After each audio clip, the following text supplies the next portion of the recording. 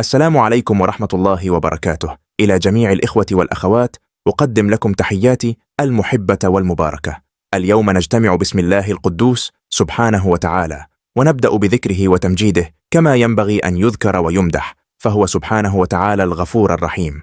نحمد الله ونشكره على جميع رسله وأنبيائه، وخاصة خاتم الأنبياء نبينا الكريم محمد صلى الله عليه وسلم، الذي أرسل بالهدى ودين الحق ليظهره على الدين كله. نسأل الله أن ينزل عليه وعلى آله وصحبه أجمعين السلام والبركات، وأن يوفقنا جميعا للعمل بسنة نبينا محمد صلى الله عليه وسلم، والتمسك بكتاب الله العزيز، ليكون لنا هدى ونورا في حياتنا. نسأل الله أن يجمع كلمتنا ويوحد صفنا ويثبت أقدامنا على طريق الحق، وأن يجعل هذا الجمع المبارك سببا في تقوية أمتنا الإسلامية في كل مكان. والسلام عليكم ورحمة الله وبركاته. எது பாலினம்? அல்லாஹ்வுக்கு பாலினமே இல்லை. அல்லாஹ் ஆணையும் படைத்தார், பெண்ணையும் படைத்தார். ஆனால் அல்லாஹ் ஆணும் அல்ல, பெண்ணும் அல்ல. Created both the male and the female, but Allah is neither male nor female. laysa kamithlihi shay. And so Allah, அதனால்தான் அல்லாஹ் தான் யார் ஆண் யார் பெண் என்பதை நிர்ணயிக்கிறான். அவர்தான் ஆணாக இருக்க வேண்டும், யார் பெண்ணாக இருக்க வேண்டும் என்பதை தீர்மானிக்கிறான். ஆனால் அல்லாஹ் ஆணும் அல்ல, பெண்ணும் அல்ல. இது உண்மை. ஆனால் கவனியுங்கள், அல்லாஹ் எப்போதும் தன்னை அவன் என்று குறிப்பதை கவனியுங்கள். அல்லாஹ் எப்போதும் ஹுவா என தன்னை குறிப்பிடுகிறார். அவன் அல்லாஹ் என்று சொல்கிறார். அவள் அல்லாஹ் என்று ஒருபோதும் சொல்லவில்லை. அல்லாஹ் எப்போதுமே தன்னை ஆணென்றே குறிக்கிறார். பெண்ணென்றோ நடுநிலையென்றோ ஒருபோதும் குறிக்கவில்லை. இது போதிலும் அல்லாஹ் ஆணும் இல்லை, பெண்ணும் இல்லை. அப்போ நாம கேட்கிறோம், ஆண் பெண்ணுக்கு மேலானவரா? இல்லை, இருக்க முடியாது. ஏனென்றால் நபி முகம்மது ஸல்லல்லாஹு அலைஹி வஸல்லம் சொன்னார், மனிதர் யாவரும் ஆணும் பெண்ணும் தீர்ப்பு நாளில் அல்லாஹ்வின் முன் சமமாக நிற்பார்கள், ஒரே சீவனியின் பற்கள் போல சமமாக. இதனால் என்ன தெரிகிறதுனா, ஆண் பெண்ணுக்கு மேலானவன் என்பது ஒரு பொய்யான, கோபத்தை ஏற்படுத்தும் செல்லாத வாதம்தான். அப்போ இன்னொரு கேள்வி வருகிறது, அல்லாஹ் ஏன் தன்னை ஆண் பாவனையில் மாஸ்குலின் ஜெண்டர் குறிப்பதாம்? அது மட்டுமில்ல, இஸ்லாத்தில் பாலினத்தின் தத்துவம் பிலாசபி ஆஃப் ஜெண்டர் மிகவும் ஆழமானது. அல்லாஹ் மலக்குகளை தேவதூதர்கள் படைத்தார். அவர்கள் எந்த பாலினத்திற்கும் சேர்ந்தவர்கள் அல்ல. அவர்கள் ஆணும் இல்லை, பெண்ணும் இல்லை.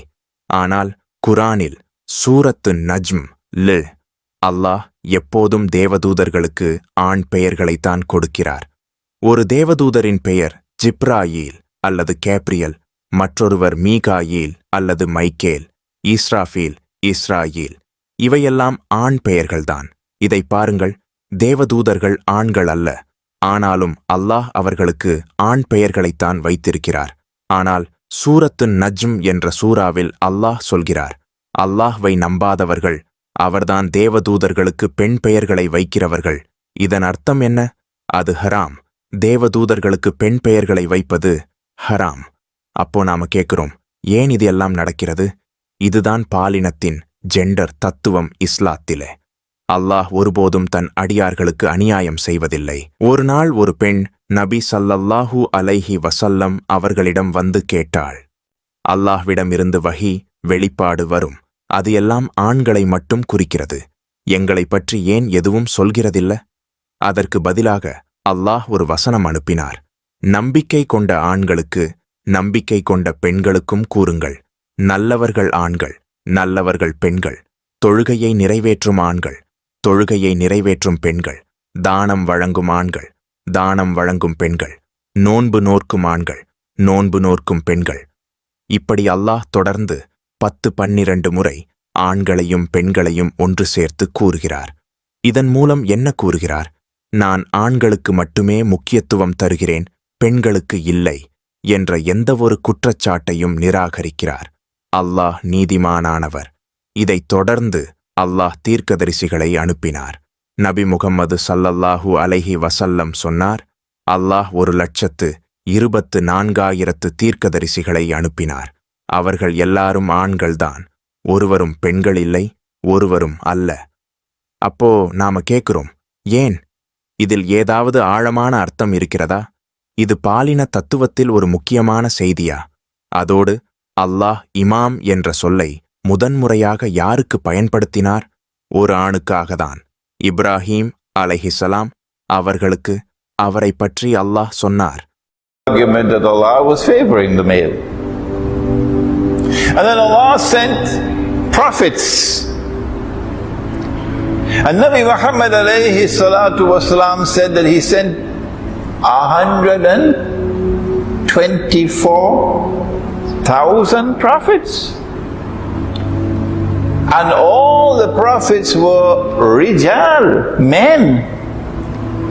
Not one was a woman. Not one. And we ask the question, why? Is there some profound message which is being sent concerning the philosophy of gender? And when Allah used the term imam for the first time, He used it for a man. He used it for Ibrahim alayhi salam. And he said, Inni ja'iluka linnasi imama. I hereby நான் உன்னை முழு மனித குலத்திற்கும் ஈமாமாக நியமிக்கிறேன் என்று அல்லாஹ் சொன்னார். அதற்குப் பிறகு இப்ராஹீம் அலைஹிஸ்ஸலாம் கேட்டார். அல்லாஹ்வுக்கு புகழ் உண்டாகட்டும் அவர் கேட்டதற்காக. ஏனென்றால் அந்த கேள்வியின் மூலம் இமாமின் அர்த்தம் நமக்குத் தெரிந்தது. அவர் கேட்டது, என் சந்ததியிலிருந்தும் இமாம்கள் வருவார்களா? Riyati, and the answer in parenthesis was yes, but not. மறுமொழி within parentheses வந்தது. ஆம், உன் சந்ததியிலிருந்தும் இமாம்கள் வருவார்கள், ஆனால் அதில் நான் ஆழ்மதிப்பில்லாதவர்களைச் சேர்ப்பதில்லை. அதனால் இப்பொழுது நாம் இப்ராஹீம் அலைஹிஸ்ஸலாம் அவர்களின் சந்ததியில் இமாம்கள் யாரெல்லாம் வந்தார்கள் என பார்க்கிறோம். அதில் ஒரு பெண் இமாமும் இல்லை. இப்ராஹீம் அலைஹிஸ்ஸலாம் அவர்களின் சந்ததியிலிருந்து வந்த இமாம்கள் எல்லோரும் ஆண்கள். அதனால் நபிகள் ஆண்கள் மட்டுமல்ல, இமாம்களும், அதாவது ஆட்சி செய்வோர்களும் ஆண்கள். இப்படியாய் இஸ்லாத்தில் பாலினத்திற்கான ஒரு தத்துவம், philosophy of gender, தெளிவாகவும் நேர்மையாகவும் முழுமையாகவும் வெளிப்படுகிறது. தொழுகையை யார் தலைமை ஏற்கிறார்கள்? இமாம் தலைமை ஏற்கிறார். இமாமின் பின் யார் நின்று தொழுகின்றனர்? ஹதீஸ் இன்னும் சஹீஹ் முஸ்லிம் இல் இருக்கிறது. நபி முஹம்மது ஸல்லல்லாஹு அலைஹி வஸல்லம் கூறினார், மஸ்ஜிதில் பெண்கள் சஜ்தாவுக்கு செல்லும்போது அவர்கள் ஆண்களை விட சஜ்தாவில் நீண்ட நேரம் இருக்க வேண்டும். That when the women go down in sijdah, in salat, in the masjid, when the women go down in sijdah, they must remain in sijdah longer than the men. Why? ஏனென்றால் அந்த காலத்தில் சில ஆண்களுக்கு தங்களை முழுமையாக மூடுவதற்கான துணி போதுமானதாக இருக்காது. அந்த நேரத்தில் பெண் ஒருவர் சஜ்தாவிலிருந்து துரிதமாக தலை தூக்கினால் அது பார்வைக்கு ஏற்றதல்ல என நபி முஹம்மது ஸல்லல்லாஹு அலைஹி வஸல்லம் கூறினார். இது தொடர்பான ஹதீஸை பல பெண்கள் இன்னும் கேட்டதில்லை. இன்றுதான் முதல் முறையாக அவர்கள் இந்த ஹதீஸை கேட்கிறார்கள். இந்த ஹதீஸ் என்ன சொல்லிக் கொடுக்கிறது என்பதை பாருங்கள். முதலாவதாக, பெண்கள் மஸ்ஜிதுக்கு வர அனுமதிக்கப்பட வேண்டும். அவர்கள் வரவோ வராமலிருக்கவோ தேர்வு செய்யும் உரிமை அவர்கள் கையில்தான் இருக்கிறது. நீங்கள் எனக்குச் சொல்கிறீர்கள், ஜும்மா நாளில் மஸ்ஜிதில் இடமில்லை, அதனால் பெண்கள் வரக்கூடாது. எனது பதில் என்ன தெரியுமா? உங்களுக்கு இரட்டை கோபுரங்களை, ட்வின் டவர்ஸ் கட்டணத்திற்கு பணம் இருக்கிறது. ஆனால் என் சகோதரிகள், என் மகள்கள் மஸ்ஜிதில் தோழ முடியுமாறு ஒரு பெரிய மஸ்ஜித் கட்ட முடியாதா? அது உங்கள் மீது ஒரு வெட்கம். Shame on you. இரண்டாவது, பெண்கள் மஸ்ஜிதுக்கு வந்தால் அவர்கள் ஆண்களின் பின் தொழ வேண்டும், ஆண்களின் பின்புறம் தொழ வேண்டும். இதுவே இஸ்லாம். That when women come to the masjid, they must pray behind the men. Behind the men. This is Islam. Islam didn't come from New York. It came from Allah and His Messenger. And Allah and His Messenger put the woman behind the men. இஸ்லாம் நியூயார்க்கிலிருந்து வந்ததல்ல, அல்லாஹ்விடமிருந்தும் மற்றும் அவரது தூதர் ஸல்லல்லாஹு அலைஹி வஸல்லம் வழியாக வந்தது. அல்லாஹ் மற்றும் அவரது தூதர் பெண்களை ஆண்களின் பின்புறம் வைத்தார்கள். பெண்களை பால்கனியில் வைக்கவில்லை, பெண்களை அடித்தளத்திலும் வைக்கவில்லை, பெண்களை கூரை மேல் மாடியில் வைக்கவில்லை, பெண்களை ஒரு மறைப்பின் பின்னால் வைக்கவில்லை. மதீனாவில் துணி பற்றாக்குறை இருந்ததா? இல்லை. ஆனால் ஆண்கள் மற்றும் பெண்கள் அதே இடத்தில் தொழுதார்கள். பெண்கள் ஆண்களின் பின்புறம் தொழுதார்கள். அவர் சொன்னார், ஸல்லல்லாஹு அலைஹி வஸல்லம், இந்த ஹதீஸ் இன்னும் சஹீஹ் முஸ்லிம் இல் உள்ளது, ஆனால் இன்று அதை நீங்கள் கேட்கவே மாட்டீர்கள். அவர் சொன்னார், ஆண்களுக்கு சிறந்த வரிசை முதல் வரிசை, மிக ஆபத்தான வரிசை கடைசி வரிசை. இங்கு ஆபத்து என்ற வார்த்தைக்கு ஷார், தீமை என்ற வார்த்தை ஹதீஸில் பயன்படுத்தப்பட்டுள்ளது. ஏன்?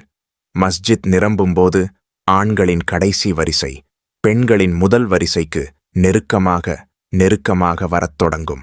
இந்த நெருக்கமான உடற்கருகியதான் ஆபத்து. இங்குதான் விசிறிகள், ஸ்பாக்ஸ் பறக்கலாம். அதுதான் அபாயம். அப்படியென்றால் பெண்கள் ஆண்களின் பின்புறம் தொழுவது தவறா? இது ஒரு தகாத பாகுபாடு, தாழ்த்துதல் தானா? பெண்களை முன்னே வைத்துவிட்டால் என்ன ஆகும்? பெண்கள் அழகானவர்கள். ஆண்கள் பெண்களை பார்க்கவே நேச்சுரலி ஈர்க்கப்படுகிறார்கள். இது இயற்கையால் ஏற்படுத்தப்பட்டது. அதை நாம் மாற்ற வேண்டிய அவசியமில்லை. அதனால்தான் நீங்கள் பெண்களை ஆண்களின் முன்னே வைத்தால் யாரும் அல்லாஹ்வை நோக்கி தோழ முடியாது. அவர்கள் பெண்களையே பார்த்து கொண்டே இருப்பார்கள். சிம்பிளான பதில், அதுதான் காரணம். ஏன் அவர்கள் புரிந்து கொள்ள முடியாதிருக்கிறது? அவர்கள் புரிதலில் என்ன தவறு? அவர்கள் கேட்கிறார்கள், ஏன் ஆண்கள் ஒரு பக்கம் பெண்கள் இன்னொரு பக்கம் இருக்கக்கூடாதா? நீங்கள் பெண்களை முன்னால் வைக்காமல் பக்கத்தில் வைத்தாலும் கூட நாங்கள் கவலைப்படுகிறோம். நாங்கள் ஆண்கள்தான். அதனால் பெண்ணை வைக்க ஏற்றமான பாதுகாப்பான இடம், ஆண்களின் பின்னால் இருக்கும்படியான இடம், அங்கேதான் எங்களுக்கு தெரியாம இருக்க முடியும். இது அல்லாஹ்வின் ஞானம். இது பெண்களுக்கு எதிராக பாகுபாடு கிடையாது. சாட்சியம் கொடுக்க வேண்டுமானால் 2 ஆண் சாட்சிகள் இருக்க வேண்டும். 2 ஆண் சாட்சிகள். 2 ஆண்கள் இல்லாத போதுதான் 1 ஆண், 2 பெண்கள் வைத்துக் கொள்ளலாம். அப்போ இது பெண்களுக்கு எதிரான பாகுபாடா? இல்லையா? இல்லை. இது ஒரு இஸ்லாமிய பாலின தத்துவம். அதுதான் நமக்கு சொல்லப்படுகிறது. நாம் புரிந்து கொள்ள வேண்டும். பாலினம் என்பது என்ன? அதை புரிந்தால்தான் திருமணத்தின் அடித்தளத்தையும் புரிந்து கொள்ள முடியும். அல்லாஹ் விரும்புவது என்னன்னா, ஆண்களாகவே தங்கள் கடமைகளை நிர்வகிக்க வேண்டும் திருமண வாழ்க்கையில். அதனால்தான் அல்லாஹ் தன்னை அடையாளம் காண ஆண் பாலினத்தில்தான் சொல்கிறார். அதனால்தான் மலக்குகள், தேவர்கள் ஆண் பாலினத்தில் பெயர்களை தருகிறார். அதனால்தான் 1,24,000 நபிகளை ஆண் நபிகளாகவே அனுப்பினார். அதனால்தான் இமாம்கள் ஆண்கள்தான். நமாஸ் நடத்தும் இமாம் ஆணாக இருக்க வேண்டும்.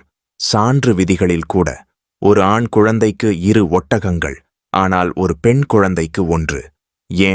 ஏனென்றா ஆண்கள்தான் பொதுவான வாழ்க்கையின் அனுபவம் உள்ளவர்கள். அதனால்தான் ஒரு பெண் உண்மையிலேயே பெண் என்றால் அவளுக்கு அந்த வெளி அனுபவம் இருக்க முடியாது. அவளுக்கு வெளிச்சமாயான வாழ்க்கை அனுபவம் வந்துவிட்டால் அதற்கான விலை என்ன தெரியுமா? அவள் இனிமேல் உண்மையான பெண் இல்லை. அஸ்ஸலாமு அலைக்கும் வரஹ்மத்துல்லாஹி வபரகாத்துஹு. Remain functionally men, fulfilling their functions as men in marriage, that he chooses the masculine gender to describe himself,